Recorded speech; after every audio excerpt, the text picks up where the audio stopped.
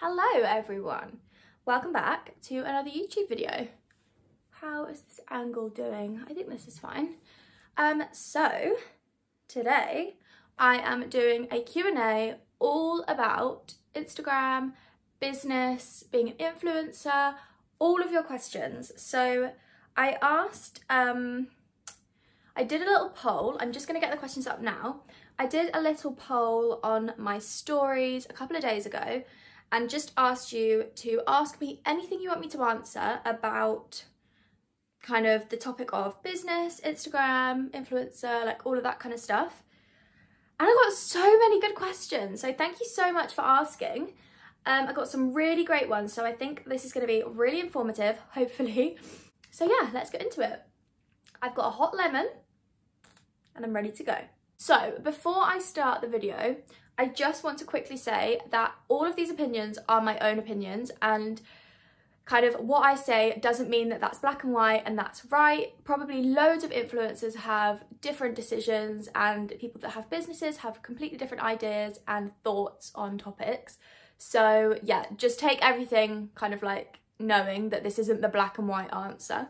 And obviously there is no rule book with the blogger industry, so things like rates and all of that kind of thing is very down to that one person. So yeah, I just wanted to put that out there before I begin. So let's get into it. Okay, I'm really excited. First question is, at what follower count did you start getting approached by brands? I think when I was about 2,000 followers, I started getting a few messages from like really small Instagram brands saying like DM for a collab and like, you know, that kind of thing. It was when I got to about 3,500, 4,000 followers that I actually had an email from New Look, and I was like, oh my God. I remember literally sitting with my mum with my phone, and it was like 4 p.m. and I just got this email and I was like, oh my God. I literally could not believe it. The first brand that I did a paid ad with was New Look, and I just was so like, whoa. 4,000 followers, and I definitely think that times are changing and you don't need thousands and thousands and thousands of followers to do paid campaigns and work with brands, because brands are looking for substance, consistency, your content. They just want like the full branding and like a show of confidence, I guess. To answer the question, what follower count? Probably about like 3,000-4,000. Next question is, when did you start charging brands for content, and how do you know how much to charge? I started charging, I would say probably about like 5,000, 6,000 followers. I wasn't charging brands for every piece of content. Predominantly all the content I put out is just me. Like I never really do ads on Instagram. That is not where my money comes from at all. Obviously I do ads sometimes, but I don't do them like every day. That's not what my platform is about at all. But yeah, I would say probably about like 5,000 to 7,000 followers was when I started. If a brand came to me with a campaign idea, I would then go back and ask them if they had a budget for that, and then I would decide, if they didn't, whether I wanted to go ahead with it or not. And the other question is, how do you know how much to charge? I would say talk to a lot of people that have the same following as you, less, more, and just speak about it. A lot of people don't want to talk about it, and I totally get that, because when you think about it, in your job, in any job, whoever's watching this, in any job that you have, whether you are work in the city in an office, whether you work in retail, literally whatever job you have, do you go to work and compare your salaries with your employees? Not employees, with your colleagues? No, nobody does. Nobody sits there and categorically, like I used to work at Sainsbury's, I didn't sit there and go, oh, Sandra, so what do you get paid? Like, no, you just don't do that. If you're not sure on what to charge, ask a lot of people that you know, fellow friends, even just people that you don't know before, that you think, I think they're quite approachable. I do that all the time, because I do think it helps. And then once you start getting more paid campaigns and ads and things like that, I do think you can kind of work out what your fee should be. So for example, if you did a job with, say, okay, my Polaroid camera is over there, Polaroid, and they gave you a fee of, say, £180, then you would kind of understand that they've brought that fee to you. So maybe you could bring it up a little bit, you know? So yeah, I think do your research. Tips for making an Instagram that fit together aesthetically. So I actually have something coming out, which I feel like I've spoke about loads, and it's coming out as soon as I can. I am really working hard on it to try and get it out as soon as possible. I'm hoping within like June time, maybe. I put that out there, now I can't subtract that. But I'm really excited about it, and I know that you guys are loving it, gonna love it. A lot of you have asked if it's presets, and it's not, just to clarify. I actually don't really believe in presets because as like a photographer and a content creator, I think that each image has its whole own personality. And this might sound a bit like deep, but I just think like the lighting, the mood, the composition, everything of that one image has its own edit. So just to kind of copy and paste a preset, that is just not me at all. That totally takes out the fun of like creating that one image and the mood and like making it emotive. For example, my print here, Girls in Paris, which I'll leave a link down below, shameless plug, all my prints I edit separately, and they're just like, they really show a narrative and a story through the colours and the lighting. So yeah, it's not going to be presets. So I'm not going to answer that question because something is coming soon. Next question is, what exactly do you do at Monday the Studio and how did you think to start it? So I always get asked what it actually is. So essentially it is just a content creation business. I do photography, video, graphics, branding, logos, brand identity, kind of like all the stuff that I do on my Instagram, I then help other brands with, and I absolutely love it. Oh, and how did you think to start it? So it was such an organic process. This is such a long story and I feel like I always tell it, but I'll make it quick. So I was at uni, I was in my, I think I just finished my first year, and I got an internship at a brand and I was doing their blog and social media, and I did that for about a year, and then started picking up freelance work with other marketing companies. And it was just kind of like one-off projects like, oh Lauren, we love your photography, can you shoot these things for this brand that we look after? Just like really random. So I was like, yeah, sure, cool, fine, whatever, great. And I was working at Sainsbury's and I had this kind of freelance job, and then I was working for this brand, and then I was at uni. So I did a lot. That was very stressful. My eyelashes actually fell out during that time.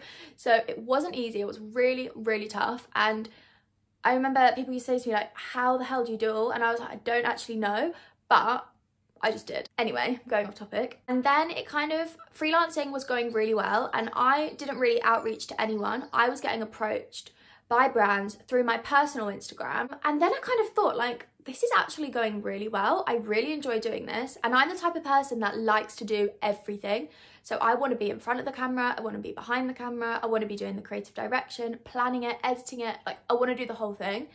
So it worked really well for me. And it got to my final major project and I just had this thing in my head where I was like, right, you're going to graduate, you need to sort yourself out, like you need to make a plan. I'm such a planner, by the way. So I did an internship at like a blogger agency, loved it, I absolutely loved it, and amazingly they offered me a job when I graduated, but I commuted into London, which is about like 50 minutes, an hour overall, and I just knew that I didn't want to do that, and I wanted to have like my own thing because I'd loved doing this freelance stuff and Instagram, and I just loved having like my own thing. So I decided to literally start Monday. I didn't really have like a full plan. I just remember we had to come up with topics for our final major project, and my idea was start a business, and I was going to start Monday, literally progress my freelancing into a branded company. And so I did this massive thing, we had to present it, and my lecturers were like, this isn't good enough. I was like, oh, what? I literally cried. I literally walked out, cried. I was like, Mum, that's it, I don't know what to do, I'm gonna fail. I went home, and I think this is like the most important thing in the world, is just to sit and talk. As you can tell, I like to talk, but just talk through all your ideas. I am so grateful that I have my mum to just sit with, and we'll get like paper out and just brainstorm and chat, and then I'm like, right, done, I've got so many ideas. So I went back to square one, and I actually, if anyone's interested, I decided to create like a club for all creatives to like help each other, and it was like networking and online and blah blah blah. So anyway, that's not real, that was just pretend. But I then set up Monday on the side. So I still was doing my freelance jobs. I had my final major project, which was the Monday Club, and then I was setting up Monday as a business, like getting all the kind of loose ends tied together, planning it, getting the logos designed, all of that kind of stuff. So I basically did 2 final major projects in one. But I knew that it would mean as soon as I finished uni in the May, I could start straight away. I think it was about June, July time. I went on a couple of holidays, finished uni, woohoo. And then I left my freelancing roles and picked up on my own. And I'd already gathered quite a few of my own clients anyway, so I just kind of started like that. So that was the longest ramble ever. Moving on to the next question. I talk so much. At what point did you go full-time with blogging/Instagram? I'm not actually full-time blogging at all. Monday is my full-time job, really. And then it's kind of half and half, I think, between Monday and Instagram. And I started doing that since I graduated, so May 2019. Do you have any advice on starting a blog and how to know which photos you can use from the internet? This is a really interesting question. My advice on starting a blog is don't put too much pressure on yourself at all. Remember that the blogs that you're looking at, so when I started my blog, it was in 2000 and it was just before I met Jack, so 2015, 16, and I loved Sammy Maria. If you don't know who she is, please look at her YouTube because she's just amazing. And I used to look at her blog and then look at mine and be like, oh my God, how has she done that? Like, mine's so awful. But she has been a blogger for like 10 plus years now. And I just think you need to remember that you're starting here, like you've just started this blog, okay? And you're looking at people that are here, like years down the line. They've redone their blog like 10 times. They've got more money to put into it. They've got more experience. You're just here, like you're just starting out. So don't compare yourself to somebody at the end of their journey. Think about you, don't compare yourself. That is my main advice on starting a blog. And using photos from the internet. So I made a pact with myself last year, like the end of summer, and I said to myself that I am never ever gonna use other photos on my own Instagram page, because I know a lot of girls kind of use like inspo pictures and pictures from Pinterest just to like make their feed look nice. But as a photographer, I thought, do you know what? That is not a good representation of what I can do and my work. And my Instagram, I treat it like a portfolio for work because I get a lot of clients through my own page. So I need to be putting out photography that I love and that really represents me and my brand and my skills, essentially. I mean, sometimes I'll post the odd picture that's from a girl on Instagram that I love and I'll tag her and stuff like that. But I wouldn't just post like loads of pictures. If I have an idea of a picture I want that's a bit more like inspo, then I will take it myself. But if you want to use other people's photos, then I think something that's really good to do is message them, find the source, always find the source. Kind of takes you back to like your dissertation days, if you've done your dissertation. Do your research and always contact the people that own the photo, because I know that if somebody uses my photo, I really like it. If they message me and ask, I mean, most of the time I'm like, yeah, sure. Okay, somebody said, how do you manage the workload by yourself? In a normal job, like a 9 to 5 type role, you kind of walk out the office and that's it. You're switched off. Like I had a job that was 9 till 5:30 and 5:30 came and I shut my laptop, packed my bag on a Friday, and that was it. I didn't think about the job until Monday, just went out my head. It was just now my life. Whereas for me and for so many other people that have their own businesses and stuff like that, you are thinking about it 24/8, like not even 24/7. It is always on your mind and you just can't get away from it. But that's why I think it's really important, if you want to start a business or you just want to start something of your own, is you need to love it. You need to love it 100%. And you need to like talk about it and be excited and be like, yeah, because you live and breathe. And like, I'll be WhatsApping my clients at like midnight. They'll be messaging me at like 7 AM. And that's just what it's like. I know a lot more people do have more boundaries. And I do think that's important for your sanity. And to be honest, I do give myself like full weekends and stuff like that. But if I want to shoot something, I just do. In terms of managing it, I plan my weeks like this on my notes page using the little tick boxes. So every Sunday I will write Monday, Tuesday, Wednesday, Thursday, Friday, blah, blah, blah. And then I will fill in all the things I need to do, things that I need to tick off. So for example, a shoot plan, I might have to like return some things, send some invoices, reply to some emails. So I will write those things in a to-do list. And then I'll go over to my calendar and insert everything in times. So when I want to wake up, what I'm going to do when I wake up, I'll put in like skincare routine, what I'm going to eat. I literally write everything. And it sounds quite obsessive and quite OCD. And I don't do this all the time, but when I've got a lot on, I find this really helps. And this is what I did at uni and it was so helpful. So I really recommend kind of time blocking and like writing lists and planning. Can you approach brands for work? 110% yes. I think it's such a like misconception that you can't approach a brand and give them a project idea and pitch an idea and be like, I want to work with you on this because blah, blah, blah. If a brand isn't going to contact you, they probably don't see you. They probably don't know you exist. They don't know what you can do. So sometimes you have to put yourself out there. And also, what's the worst that's going to happen? They're going to be like, oh, sorry, no, we don't have any collaborations at the moment. It's not that bad. Just do it. Have faith in yourself that you are good enough for that. Next question.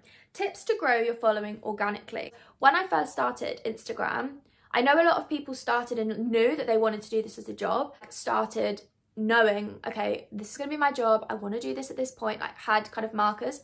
I didn't at all. I started posting on Instagram, just posting like my pictures of everything, like what I was eating, when I was getting my nails done, my dog, my mum, like I just posted everything.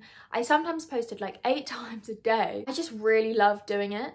And then it kind of progressed and I kind of got into more of like a styled feed, and then I got really inspired by kind of outfits a little bit more, and then it just progressed. So I never really planned on gaining from it, if that makes sense. Make sure that you're posting, interacting, engaging, and all of those things, you're doing that on a regular basis. And I actually had a question that says, what do people mean when they say be consistent with your posts? Is that 1 a day, 2 a day, etc.? So this kind of ties in really nicely. I post kind of whenever I want. I don't really have a set schedule.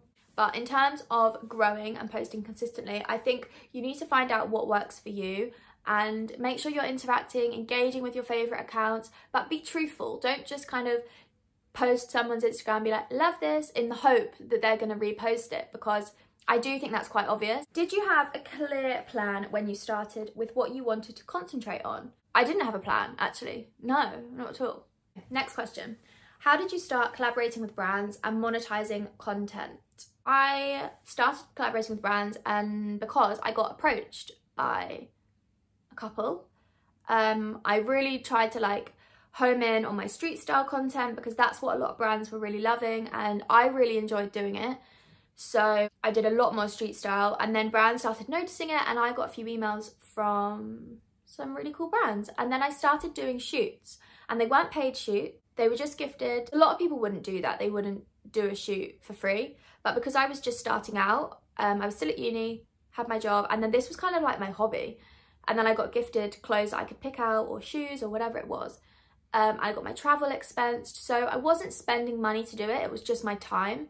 And at the time, I knew that that was crucial to putting myself out there, working with these brands, having those names attached to you and the relationships. And do you know what? I am so, so glad I did. I think you'd be surprised the amount of people that do that and did that at the beginning of their kind of like growth. From a brand's point of view, a lot of brands want to work with like the everyday girl that's on Instagram that has her own style. Small companies and small business don't have a big budget to work with these girls. So if a blogger that's just starting out wants loads of experience, or a girl that wants to get into modelling wants experience, it's so good. I wouldn't do that now because my time is much more valuable now, I think. It's like work experience.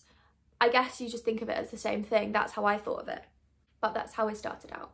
How do you find the right audience?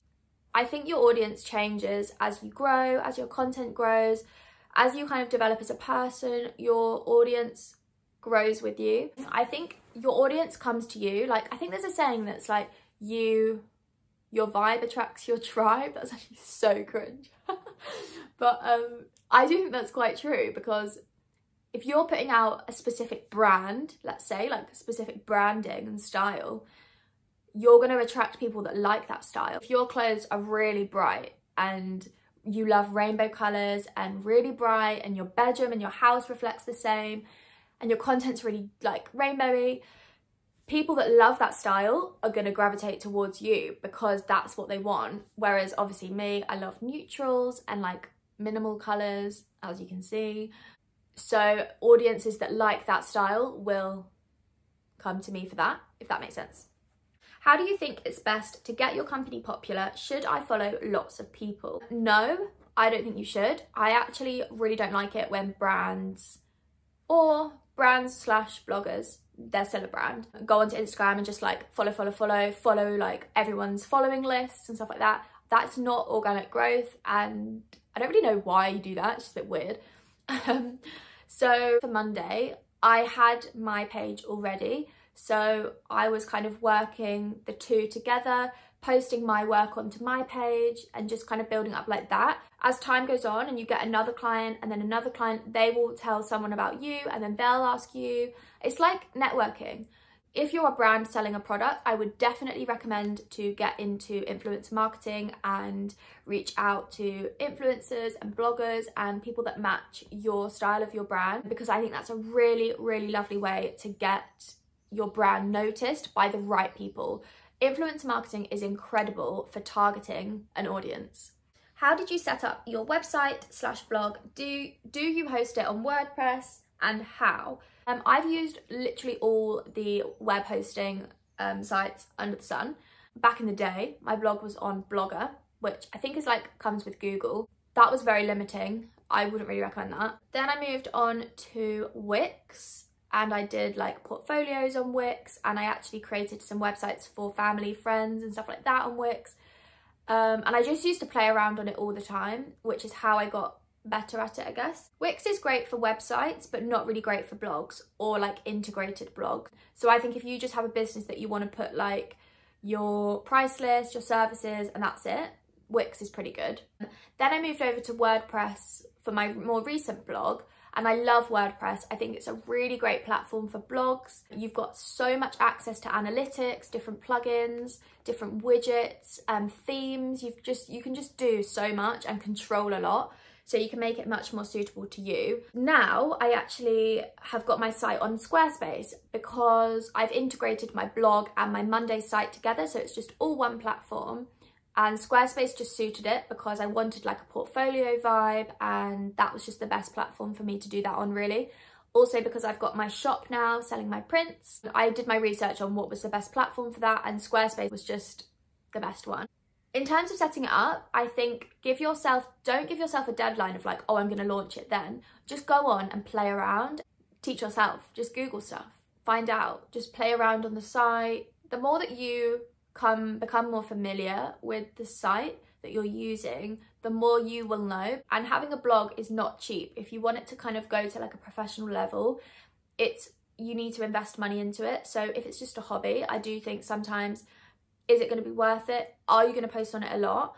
Because yeah, it's not cheap. Did you ever worry people wouldn't be interested? I think when I was a lot younger, when I was at school, when I was about 15 and I did things, I used to feel quite embarrassed and really nervous to do something that nobody else was doing.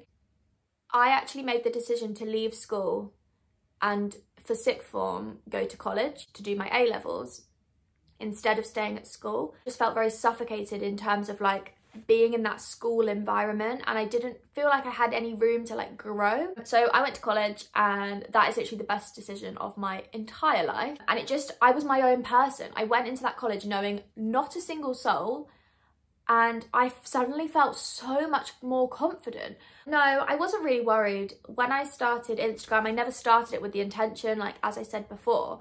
And Monday, obviously, I already had the platform and I already had the work and the clients.